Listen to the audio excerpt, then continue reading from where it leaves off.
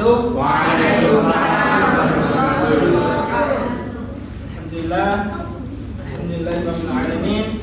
Wassalatu wassalamu ala asyrafil anbiya'i wal mursalin wa ala alihi wa ashabihi ajma'in.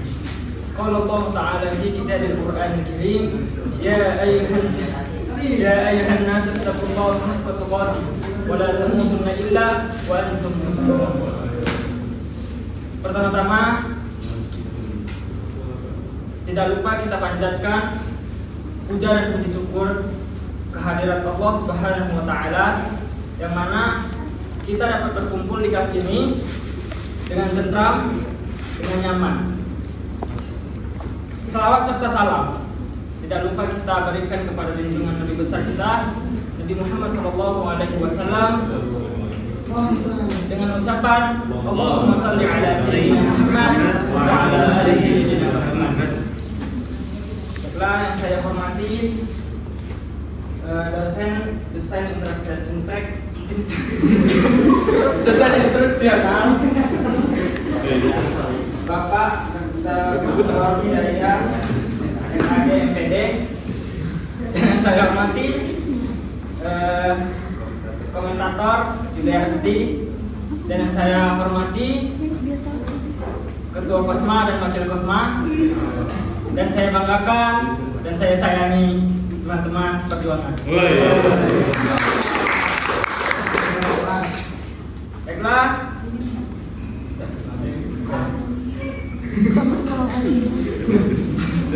Baiklah, di sini kami mempunyai materi yaitu desain interaksi instruksional, yang mana pemateri tersebut yang akan disampaikan oleh Muhammad Rehan, teman kita sendiri, dan ada notulen Reza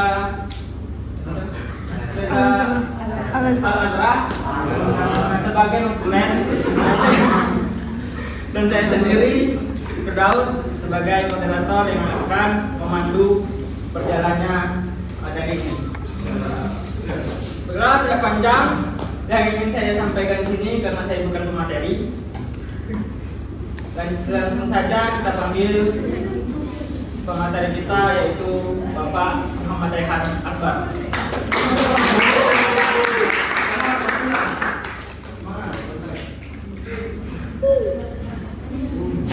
Gimana dong? Bismillahirrahmanirrahim. Assalamualaikum warahmatullahi wabarakatuh. Waalaikumsalam warahmatullahi wabarakatuh. Hamdan wa syukurillah, salatan wa salaman ala rasulillah, amma ba'd.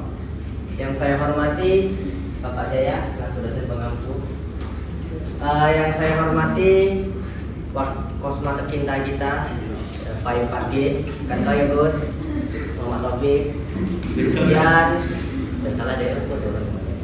kemudian yang saya hormati Guru selaku Wakil Kosma, kemudian notulen ya teman-teman seperjuangan saya dari Komporbat, Metal Azra, Firdaus, dan teman-teman yang saya banggakan. Baiklah, salawat dan salam tak lupa kita curahkan pada junjungan kita Nabi besar Muhammad SAW, dan mengucapkan Allahumma shalli ala sayyidina Muhammad wa ala ali sayyidina. Baiklah teman-teman sekalian, ya sini saya sangat tegang sekali. Jujur ini adalah tekanan besar bagi saya. Seharusnya saya tampil pertama, tapi didahului oleh seorang wanita dari kelompok 5. Dan ini merupakan Baiklah, langsung saja di sini kami akan membahas mengenai desain interaksi instruksional.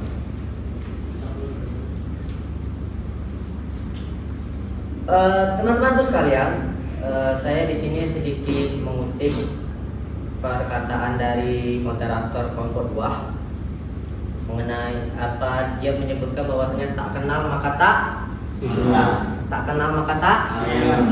Oleh karena itu di sini sebelum kita mendalami dan memahami mengenai interaksi instruksional, oleh karena itu kita pahami dulu, kita kenali dulu apa itu desain interaksi instruksional.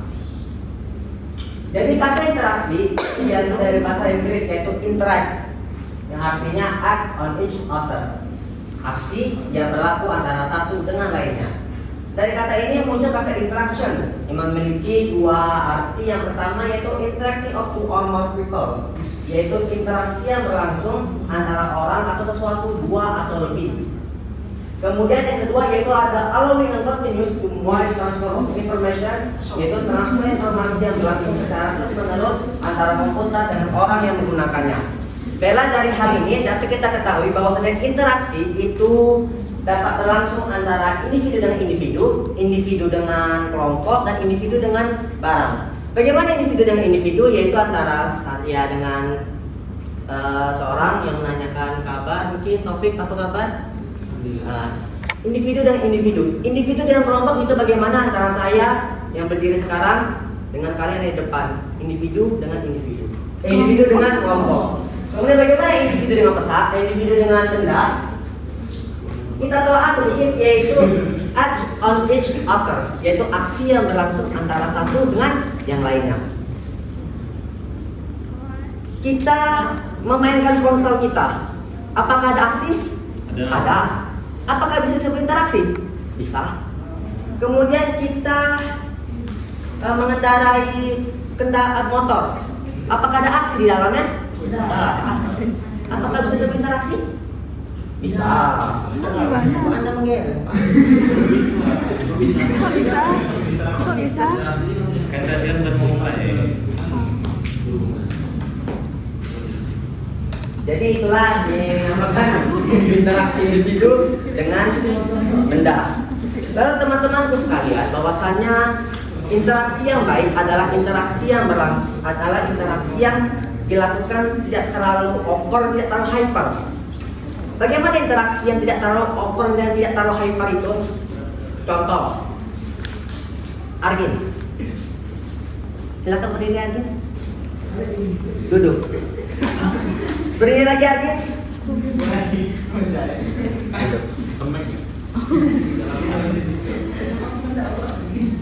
Halimah, Anda melihat kemana Halimah? Halimah, Cemburuan nih.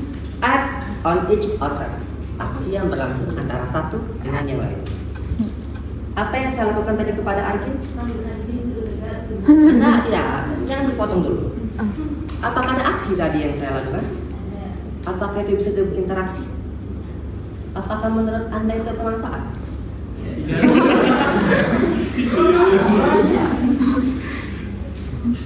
Jadi itulah interaksi yang terlalu hyper, yang terlalu over. Interaksi. Apakah tadi itu disebut interaksi? Bisa. Apakah itu bisa disebut sebagai ice breaking? Saya katakan tidak. Saya katakan kenapa? Karena ice breaking itu adalah suatu kegiatan dalam sebuah pembelajaran untuk membangkitkan semangat. Apakah tadi ada semangat yang terkumpul ketika saya melakukan hal itu tadi? Ada.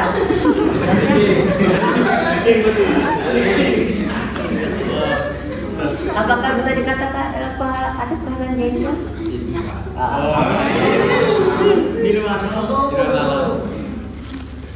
Kemudian teman-temanku sekalian, bahwasannya interaksi yang seperti itu jangan pernah diikuti. Contoh, insya Allah kita semua nanti akan menjadi seorang guru. Insya Allah. Entah nanti kata Pak Mayuzar, tahu kalian Pak Mayuzar? Nanti kalian akan murtad menjadi guru matematika, atau guru bahasa Indonesia, atau guru apapun lah, terserah. Taruhlah kita berdiri, kita menjadi seorang guru di sekolah menengah, entah itu SMA, entah itu SMK ataupun aliyah, yang notabene-nya anak-anaknya sudah dewasa, sudah besar. Taruh kalian melakukan gimmick yang absurd seperti itu, kalian dan anak yang ya umur notabene anak umur SMK tuh berapa? 16 sampai 17 tahun. Itu sudah mengenal yang namanya laughing monkey. Apa itu laughing monkey? Cinta monyet. taruhlah dia sedang ya putus cinta, lagi galau-galaunya, lagi tak mood lah. Ya, lagi tak mood lah, mana dia hapus? Lagi tak mood lah kan? Kemudian dia datang dengan wajah yang mengkerut, dia duduk. Kemudian kalian datang dengan gimmick kalian. Assalamualaikum anak-anak, kalian habis dengan kapsukan kalian menyuruh, ya silakan berdiri, duduk, berdiri, duduk. Apa yang terjadi? Ya, bisa tidak, ya perkalian bisa saja terjadi. Banyak kan beritanya, seorang murid yang memukul guru. Ada kan? Tapi nggak ada itu. Ada kan? Ada. Ada. Ya betul. Kemudian taruhlah dia sedang sakit. Anaklah. Are you know Ambayan? Ya ada. Ya enggak kan saya jelasin. Jadi enggak pernah saya jelasin. Ya itu saya jelasin dulu ya. Taruh dia sedang sakit Ambayan tadi. Ambayan itu kalau lagi meradang, jangankan duduk. Jangankan duduk, jalan udah enak, ya kan? Bukan saya tahu, bukan saya mengalami, saya riset.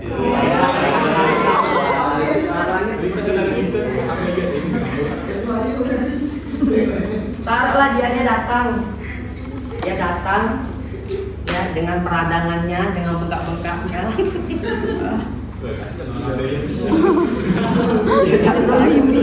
Dia datang, kemudian dia mencoba duduk, mencari posisi, sudah PW nih, dah enak. Datang kamu dan konsultan kamu buat gimmick, ya bagus, style itu, style ya. Ini jenis, ya celana itu bagus lah. Apa yang terjadi? Dengan bengkak-bengkaknya, dengan peradangannya, dengan rasa sakitnya, saya suruh naik, saya tegak, duduk, ya apa yang terjadi? Ya kalian bayangkan lah. Nangis. Emang panggil apa? Kemudian, ya saya kasih itu saja. Kemudian selanjutnya, yaitu komunikasi instruksional. Bedakah komunikasi instruksional dengan interaksi instruksional? Interaksi instruksional itu berlangsung secara umum di tempat di mana saja, itu adalah interaksi instruksional. Sementara komunikasi instruksional itu adalah dalam dunia pembelajaran. Itu hanya dalam dunia pelajaran. Apa yang kita lakukan hari ini, apa yang saya sampaikan hari ini, itu adalah komunikasi instruksional. Jadi apa itu komunikasi instruksional? Ini ada dua kalimat di sini, komunikasi dan instruksional.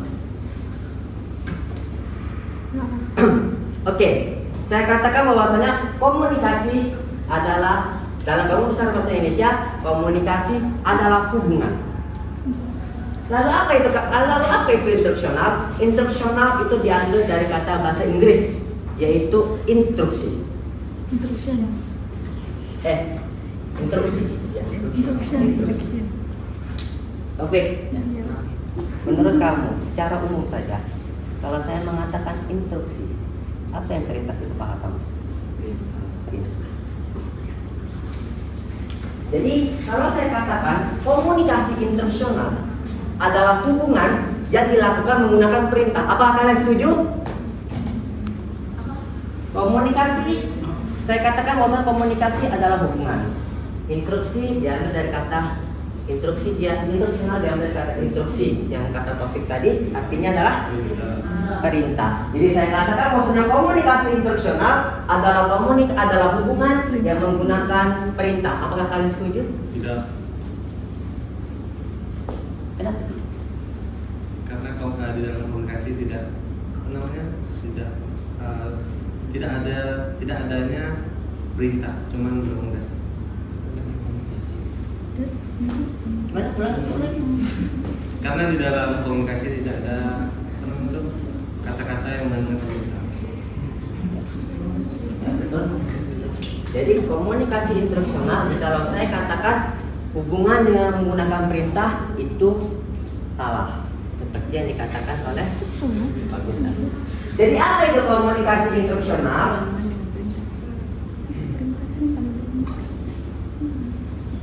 Jadi komunikasi instruksional merupakan salah satu bagian dari komunikasi pendidikan, di mana istilah instruksional berasal dari kata instruction.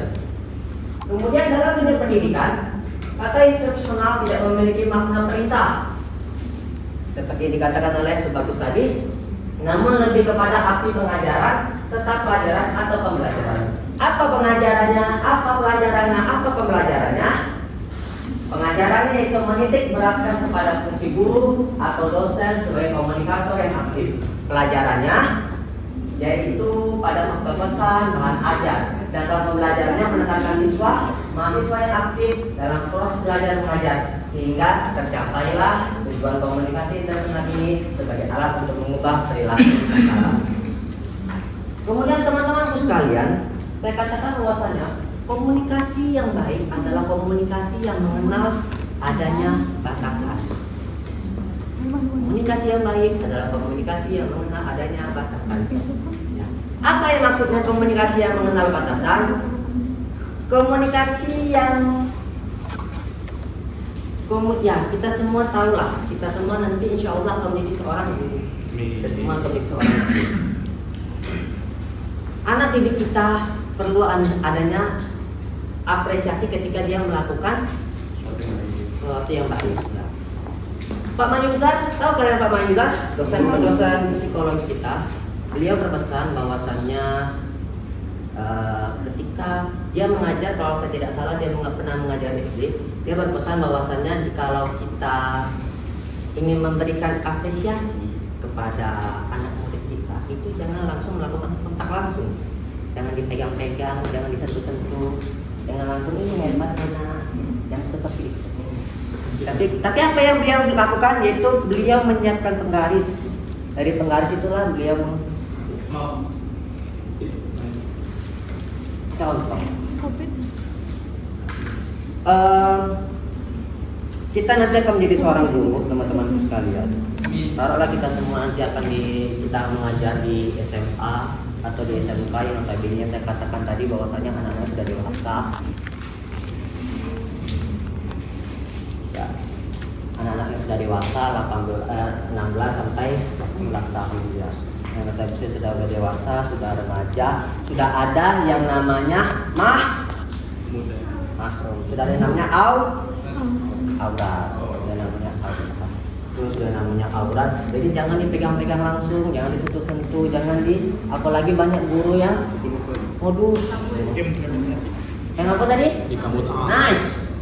Banyak guru yang cabul, yang modus, yang pegang-pegang ya pintarnya. Dari sini, itu udah. Ini apa namanya? Dada.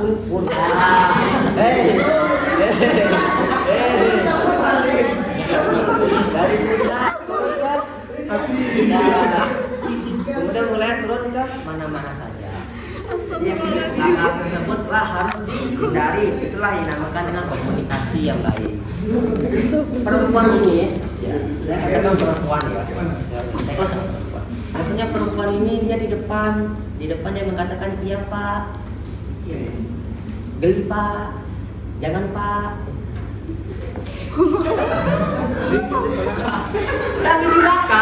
Tapi di belakang, ketika berkumpul dengan kawan-kawannya nanti, dia pasti ngomong tuh, tadi Pak Dalu,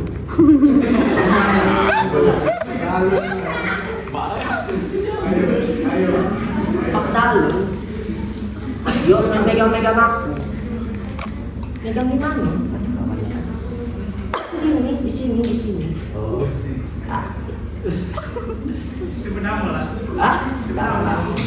Di sini. Gimana di sini? Banyak yang dipegangnya iya. Nah, dari satu mulut ke mulut yang lain, dari satu individu ke individu yang lain. Banyak cerita-cerita. Akhirnya Tersampailah berita di kelas bahwasanya Pak Dalut adalah guru yang Perkataan doa, Wak. lah. Jadi jangan ya Lun ya. Lun, jangan Lun. Baiklah, itulah komunikasi instruksional tadi.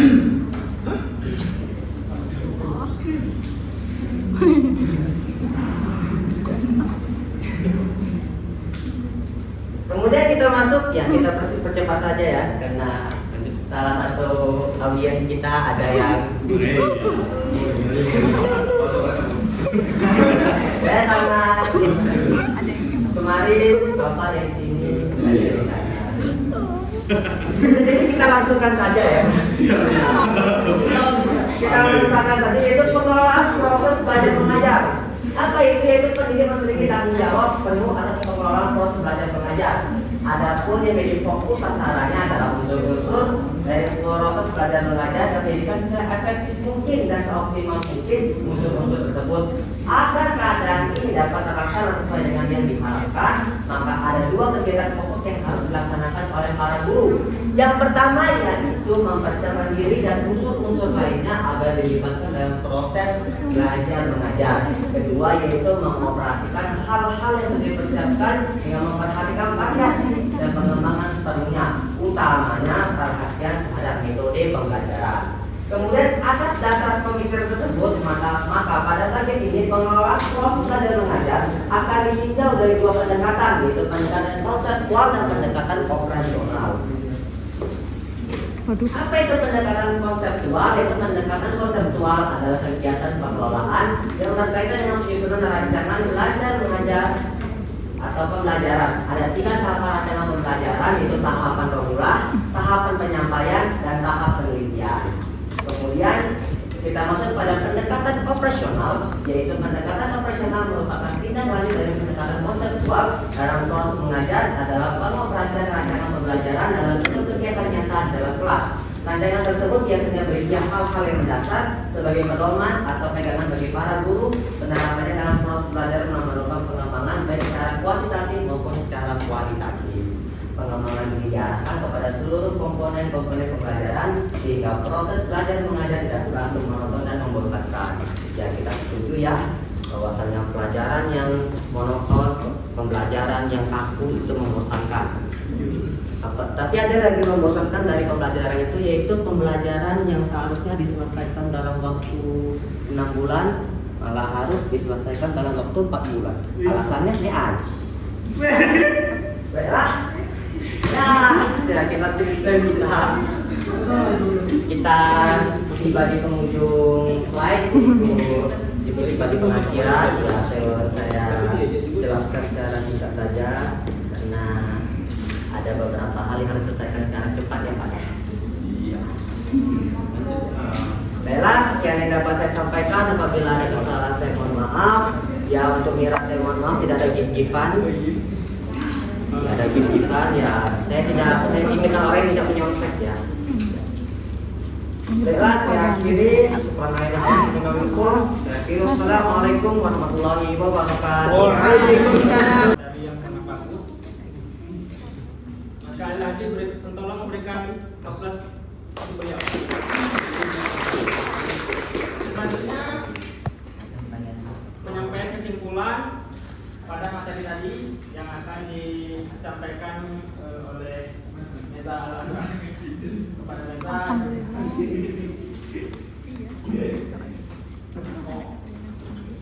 Baik, terima kasih moderator. Di sini saya Neza Al-Azhar sebagai notulen akan menyampaikan kesimpulan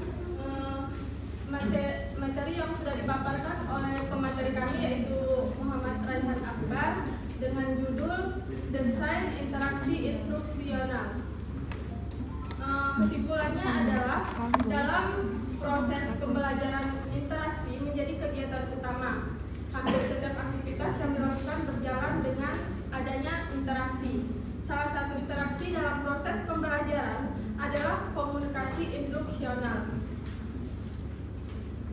Proses pembelajaran yang menggunakan komunikasi instruksional memberikan tujuan yang disesuaikan dengan sasaran yang akan dituju sehingga sampai